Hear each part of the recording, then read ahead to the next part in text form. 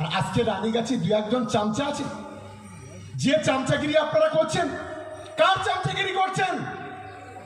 তিনি কে হয়েছিহীন? তিনি সমাজের সম্পর্কে কি বোঝেন?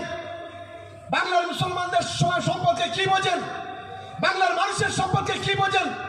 কটা রাস্তা তিনি করে দিয়েছেন, কটা গরিব মানুষের ঘর করে দিয়েছেন, কটা কন্যাশ্রী প্রকল্প দিয়েছেন, কটা শিক্ষাশ্রী দিয়েছেন, কটা সবুজ সাথী দিয়েছেন, কটা স্কিম নিয়ে তিনি কাজ করছেন।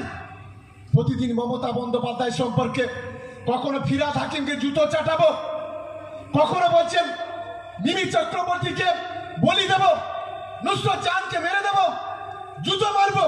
আমি জীবনে কখনো এই ধরনের নোংরা কথাবার্তা আমরা কখনো শুনিনি। আমি তাই এই এলাকার সংখ্যালঘু ভাই বোনের কাছে অনুরোধ করব, একটু বলুন না, নলবন থেকে যে রাস্তাটা চলে গেছে সিংহেশ্বর পর্যন্ত রাস্তার অবস্থা আমি দেখে আসলাম, খুবই খারাপ। একটু রিপেয়ার করে দিতে বলুন না, দেখি কেমন নেতা আছে কারা। আর আজকের এখানে আমি কথা দিয়ে যাচ্ছি, আগামী 15 দিনের মধ্যে এই রাস্তা রিপেয়ার হবে, আমরা সে মতো কথা বলে দিচ্ছি। কাজ করতে পারবেন না, কাজ করতে শিখবেন না, শুধু মানুষকে ভাগ করে দেবেন। আজকের আমরা সংখ্যালঘু মুসলমান সম্প্রদায়ের মানুষ, বাংলার 9 কোটি মানুষের মধ্যে 10 কোটি মানুষের মধ্যে মানে 2 থেকে 2.5 কোটি মানুষ আমরা সংখ্যালঘু মানুষ এখানে আছি। আজকে আমাদের শিক্ষার দিক থেকে আমরা পিছিয়ে, আজকে স্বাস্থ্যের দিক থেকে পিছিয়ে, আজ পরিকাঠামোর দিক থেকে পিছিয়ে। কেন? এর একটা প্রেক্ষাপট আছে, ইতিহাস আছে। শুধু রাতারাশি এসে বললে হবে না, এই সরকার কিছু করতে পারে না। স্বাধীন ভারতবর্ষে যখন দেশ ভাগ হলো তখন আমরা জানি যে সেই সময় আমাদের দেশের যারা বড় বড় মুসলমান সংখ্যালঘু মানুষ ছিলেন, যারা শিল্পপতি ছিলেন, যারা শিক্ষা অনুরাগী ছিলেন, যারা এডুকেটেড ছিলেন, তারা এদেশ থেকে দেশ ভাগের পর পাকিস্তানে বাংলাদেশে চলে গিয়েছিলেন। আর আমরা পড়েছিলাম আমাদের পিতৃপুরুষ যারা আছেন, যারা আমাদের জমি জায়গা নিয়ে, যারা সম্পদ নিয়ে, যারা এই বাংলায় যারা ছিলেন, সেই সময় যারা স্বাধীনতা আন্দোলনে লড়াই করেছিলেন, সংগ্রাম করেছিলেন, কেউ নিজের সন্তানকে হারিয়েছিল, কেউ পিতৃ হারিয়েছিল, মাতৃ হারিয়েছিল। আজকে সেই মানুষগুলো এই ভারতবর্ষে আমরা পড়েছিলাম।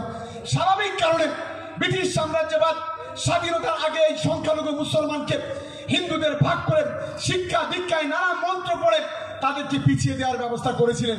আমরা সেই জায়গা থেকে ঘুরে দাঁড়িয়ে ভারতবর্ষের মাটিতে, বাংলার মাটিতে দাঁড়িয়ে আমাদের ছেলেমেয়েরা যখন লেখাপড়া শিখছে, আমাদের ছেলেমেয়েরা যখন মানুষের মতো মানুষ হচ্ছে, কেউ আইএস হচ্ছে, কেউ আইপিএস হচ্ছে, কেউ ডাক্তার হচ্ছে, কেউ ইঞ্জিনিয়ার হচ্ছে, কেউ শিক্ষক হচ্ছে, তখন আমাদের সমাজটাকে পিছনে ফেলে দেওয়ার জন্য কেউ কেউ ব্যক্তি স্বার্থ চরিতার্থ করার জন্য আজ নানান রকম ভাবে চক্রান্ত করছে।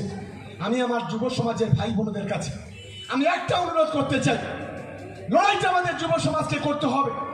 তরুণ সমাজ পিছিয়ে আছে, তরুণ সমাজকে মানুষের মতো মানুষ তৈরি করতে হবে, একটা সুস্থ সমাজ উপহার দিতে হবে। দাঙ্গা নয়, ফেসাদ নয়, হিন্দু মুসলমানের ভাগ নয়, জাতপাতের কথা নয়, এ সমস্ত কিছু নয়।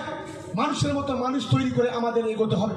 আমি নিশ্চিতভাবে মনে করি, আমার আত্মবিশ্বাস আছে, আজকের আরাবুদ্দা, বাদল, আইনাল ভাই থেকে শুরু করে, রওশন ভাই থেকে শুরু করে, বারুদ থেকে শুরু করে, বাপ্পারা থেকে শুরু করে অনেক নেতৃত্বরা মঞ্চে বসে আছেন। আমি সকলকে অনুরোধ করব, আমরা ক্যানিং পূর্ব বিধানসভা নয়, সারা দক্ষিণ 24 পরগনা জেলা ভাঙড়ের পাশে আছেন। কোন অন্যায়ের সঙ্গে কম্প্রোমাইজ আমরা করতে চাই না, আর আগামী দিনে আমরা করব না। আমরা বলছি, যারা অনেক বড় বড় কথা বলছেন, ভোটে দাঁড়ান না, একটু ভোটে দাঁড়িয়ে দেখুন এটা হচ্ছে রাজনীতির ময়দান, কেমন লাগে, মানুষের উপকার করতে গেলে কতটা সময় লাগে, সেটা অন্তত তাদেরকে রাজনীতির মঞ্চে এসে না আসলে বুঝতে পারবেন না। আমি তাই রানীগাছির সর্বস্তরের মানুষের কাছে আমার আবেদন, এখনো পর্যন্ত যারা ভুল বুঝছেন, কেন ভুল বুঝছেন? এক সাম্প্রদায়িক সর্বনাশা শক্তি উকি ঝুঁকি মারছে, দাঙ্গা বাজছে, সাম্প্রদায়িক প্রতি মুহূর্তে উকি ঝুঁকি দিচ্ছে, প্রতিনিয়ত বাংলাকে কলুষিত করার চেষ্টা করছে, প্রতিনিয়ত গোটা বাংলার মাটিতে দাঁড়িয়ে সাম্প্রদায়িক উস্কানি দিচ্ছে। আসুন না একসঙ্গে তাদের বিরুদ্ধে আমরা লড়াই করি।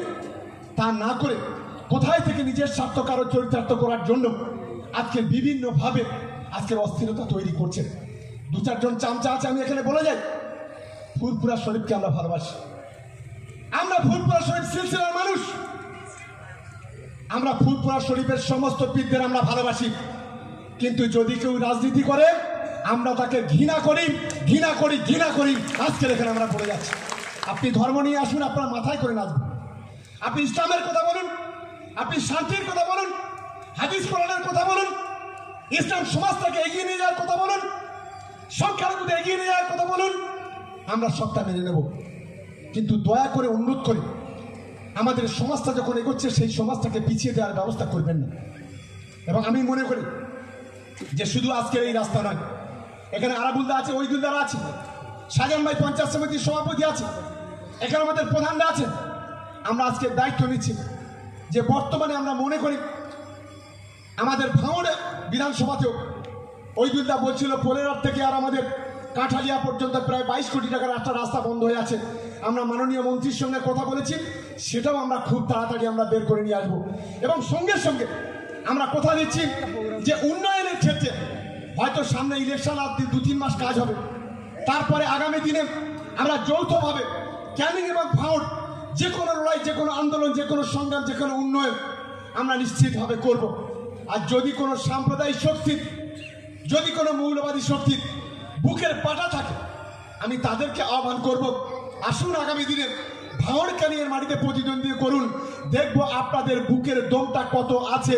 এই ভাঙড় ক্যানিংয়ের মাটিতে দাঁড়িয়ে আমরা আজকে চ্যালেঞ্জ ঘোষণা করে যাচ্ছি, আমরা জিতছি এবং আগামী দিন জিতব। শুধু ভাঙড় আর ক্যানিং নয়, এই জেলাতে 31টা বিধানসভা আছে, যে বিধানসভায় রাজনৈতিকভাবে তৃণমূল কংগ্রেসের শক্তিশালী, যে জেলাতে মমতা বন্দ্যোপাধ্যায়, অভিষেক বন্দ্যোপাধ্যায় যে জেলা থেকে নির্বাচিত, যে জেলায় মমতা বন্দ্যোপাধ্যায়, অভিষেক বন্দ্যোপাধ্যায়ের আশীর্বাদ আছে, দোয়া আছে, সহযোগিতা আছে, যারা প্রতিদিন এই দক্ষিণ 24 পরগনা জেলার মানুষ সাগর থেকে একেবারে বিশ্ববিখ্যাত বাদাবন জঙ্গল, শহর আদা শহর, গ্রাম থেকে নদী নালা, প্রতিনিয়ত যে মমতা বন্দ্যোপাধ্যায়ের আদর্শে আজ দক্ষিণ 24 পরগনা জেলা আদর্শিত।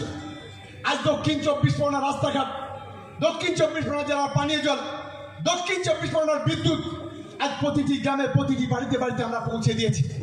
আমরা এলাকার শিক্ষার প্রসার ঘটিয়েছি, আমরা এলাকায় উন্নয়ন করেছি, আমরা এলাকার শান্তি প্রতিষ্ঠা আমরা রক্ষা করেছি।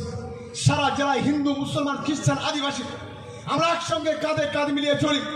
এটাই হচ্ছে আমাদের ঐতিহ্য, কারণ আমাদের আদর্শের নাম হচ্ছে মমতা বন্দ্যোপাধ্যায়। আজকের যে মমতা বন্দ্যোপাধ্যায় এখনো পর্যন্ত হাওয়াই চপ্পল পায়ে দিয়ে তিনি রাইচাঁদ বিল্ডিংয়ে যান, নবান্নে যান, যে মমতা বন্দ্যোপাধ্যায় এখনো পর্যন্ত 2 চালা টালির ঘরে বসবাস করেন, যে মমতা বন্দ্যোপাধ্যায় এখনো পর্যন্ত যে গাড়িটি চলেন, সেই গাড়িটির ড্রাইভারের পয়সা, তেলের পয়সা নিজের পকেট থেকে বের করে দেন, নিজের ছবি আঁকার পয়সা দিয়ে দেন, যে মমতা বন্দ্যোপাধ্যায় রাইটার্স বিল্ডিংয়ে গিয়ে 5 টাকার মুড়ি খান, সেটাও তার নিজের পয়সা দিয়ে খান। এবং সবচাইতে আশ্চর্য হয়ে যাবেন, আমরা এমএলএরা আমরা যে কাজ করতে পারিনি, আজ মমতা বন্দ্যোপাধ্যায় যে 1.5 লক্ষের উপর টাকা তিনি যে স্যালারিটা পান, মাত্র তিনি 1 টাকা নেন, আর বাদ বাকি টাকাটা বাংলার গরিব মানুষের রিলিফ ফান্ডে দান করেন। এটাই হলো মমতা বন্দ্যোপাধ্যায়, এটাই হলো আমাদের আদর্শ। তার সঙ্গে আজকের বিরোধিতা করছেন, শত্রুতা করছেন আজকের অভিষেক বন্দ্যোপাধ্যায়, যিনি আজকের বাংলার সেকুলার একজন যুবক, ধর্ম নিরপেক্ষ, যার মধ্যে ধর্ম নিরপেক্ষতা সবচাইতে বড়।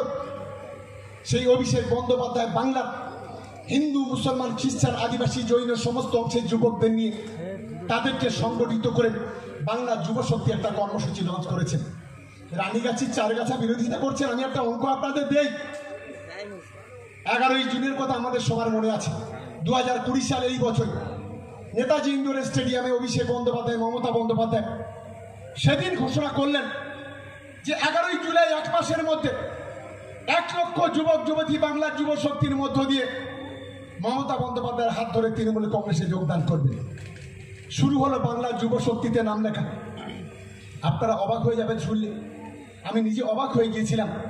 যেদিন 11ই জুলাই, সেদিন আমাদের তথ্য যা উঠে আসলো, 1 লক্ষ নয়, 2 লক্ষ নয়, 3 লক্ষ নয়, 5 লক্ষ যুবক যুবতী নিজেদের ইচ্ছায় বাংলার যুব শক্তিতে নাম লিখিয়ে বাংলার গর্বতে উঁচুতে তুলে ধরলেন অভিষেক বন্দ্যোপাধ্যায়ের নেতৃত্বে। বর্তমানে সেটা 9 লক্ষ চলছে। আজকের কোথায় বিরোধিতা করে লাভটা কি হবে আপনাদের? কেন বিরোধিতা করছেন? যারা আপনাদের নিয়ে খেলা করছে, একদিন তারা পাশে দাঁড়াবে না। বাচ্চা বাচ্চা যুবক ছেলেদের নামে তাদের এমন জায়গায় ঠেলে দেওয়া হচ্ছে, তাদের নামে কেস হচ্ছে। জামিন দেবে কে? পয়সাটা কোথায়? আজকের আমরা অনেক সময় দেখি আমাদের মতো মাতব্বর, আমাদের মতো নেতারা ছেলেদের নিয়ে, পার্টি দলের লোকেদের নিয়ে খেলা করি। কেস খেলো, মার্ডার হলো, কেস খেলো, মাথা ফাটলো, কেস খেলো।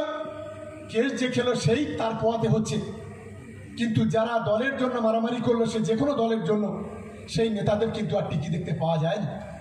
আমি তাই অনুরোধ করবেন না ওরকম। আসুন আমরা সবাই মিলে ভাঙড়ের ঐতিহ্য, ক্যানিংয়ের ঐতিহ্যটাকে আমরা তুলে ধরি। কারণ দীর্ঘদিন ধরে আমরা লাঞ্ছিত, বঞ্চিত, আমরা অবহেলিত ছিলাম। আমাদের এলাকায় বাম আমলে রাস্তাঘাট ছিল না, পানীয় ছিল না, বিদ্যুৎ ছিল না, শান্তি ছিল না, অশান্তির বাতাবরণ ছিল, গুলি বোমা বন্দুকের রাজত্ব ছিল, প্রতিদিন কালীপটকার মতো বোমা ফাটত, প্রতিদিন মায়ের মাথার সিঁদুর, হাতের চুড়ি ভাঙত, হাতের শাখা ভাঙত। এটাই ছিল আমাদের ক্যানিং ভাঙড়ের পরিচয়। আজকে সেই জায়গা থেকে মমতা বন্দ্যোপাধ্যায়ের নেতৃত্বে আমি মমতা বন্দ্যোপাধ্যায়ের পুলিশ প্রশাসনকে ধন্যবাদ জানাবো। মাথার গাম পায়ে ফেলে রাত দিন 24 ঘন্টা তারা অক্লান্ত পরিশ্রম করছে। আমি মমতা বন্দ্যোপাধ্যায়কে ধন্যবাদ জানাবো। আমাদের ঘরের ছেলেরা আজকে সিভিক পুলিশ তৈরি হয়েছে, আমাদের ঘরের সন্তানরা আজকে ভিলেজ পুলিশ তৈরি হয়েছে, আমাদের ঘরের সন্তানরা আজকে কনস্টেবল তৈরি হয়েছে। আজকে এটা আমাদের কাছে গর্ব। আমাদের ছেলেরা, বাচ্চা ছেলেরা, তারা যখন ওই সিভিক পুলিশের পোশাক পরে, কারণ তারা ইন্টারভিউ দিয়ে চাকরি পেতে হয়নি, আমাদের সরকার তাদেরকে চাকরি দিয়েছে, তারা যখন ওই WBP ব্যবস্থা পরে, যখন ওই পোশাকটা পরে যখন যায়, তখন গ্রামের একজন ভাই হিসেবে, বন্ধু হিসেবে আমার গর্বে বুক ভরে ওঠে। যেটাই হচ্ছে বাংলা, আর এটাই হলো মমতা বন্দ্যোপাধ্যায় উন্নয়ন। তার সঙ্গে বিশ্বাসঘাতকতা করছেন, তার সঙ্গে নোংরামি করছেন। তাই আমি সকলকে অনুরোধ করতে চাই, আশা করি আগামী দিনে ধর্ম যার যার বাংলার সবার, এটা আমরা মনে করি। নিজের ধর্মের প্রতি যত্নশীল, অন্যের ধর্মের প্রতি শ্রদ্ধাশীল হওয়া উচিত। এটাই আমাদের শিখিয়েছে আমাদের বাংলা, যে বাংলা স্বামী বিবেকানন্দের বাংলা, যে বাংলা নেতাজি সুভাষচন্দ্রের বাংলা, যে বাংলা রাজা রামকৃষ্ণ রামমোহনের বাংলা, যে বাংলা বিদ্যাসাগরের বাংলা, যে বাংলা রবীন্দ্রনাথের বাংলা, যে বাংলা কাজী নজরুল ইসলামের বাংলা। আজকে সেই বাংলাকে কলুষিত করছে সাম্প্রদায়িক শক্তি বিজেপি। আর তার নেতা হলো অপদার্থ আরেকটা আছে দিলীপ ঘোষ, যার মুখের কোনো ভাষার ঠিক নেই। একটা বর্বর, অসভ্য, জঙ্গলি, একটা নোংরা মানুষের, নোংরা প্রকৃতির মানুষ। আমি দেখলাম তাকেও কেউ সমর্থন করছে, আর সে কারো সমর্থন করছে। ভাবতে অবাক লাগে, কোথায় ছিলেন আপনারা? আজকে আমরা মনে করি বাংলায় যেভাবে ধর্মীয় ভাবাবেগ তৈরি করা হচ্ছে, যেটা স্বাধীনতার পরে কখনো বাংলা এই ধরনের ধর্মীয় ভাবাবেগ তৈরি করা হয়নি। যেভাবে বলা হচ্ছে বাংলার মানুষকে পাকিস্তানে কিংবা বাংলাদেশে চলে যেতে হবে, এই কথা কোনো রাজনৈতিক দল কখনো বলেনি। যে কথা পোশাক থেকে চিহ্নিত করা হচ্ছে, লুঙ্গি পরলে মুসলমান, ধুতি পরলে হিন্দু, পোশাক দেখে আজকে তাদেরকে চিহ্নিত করা হচ্ছে। তাদের সম্পর্কে অনেক বড় বড় কথা বলা হচ্ছে, নোংরা কথা বলা হচ্ছে। আমরা তাদেরকে ধিক্কার জানাই, আমরা তাদের বিরুদ্ধে লড়াই করতে চাই। আমি বক্তব্য শেষ করবো একটা কথা দিয়ে।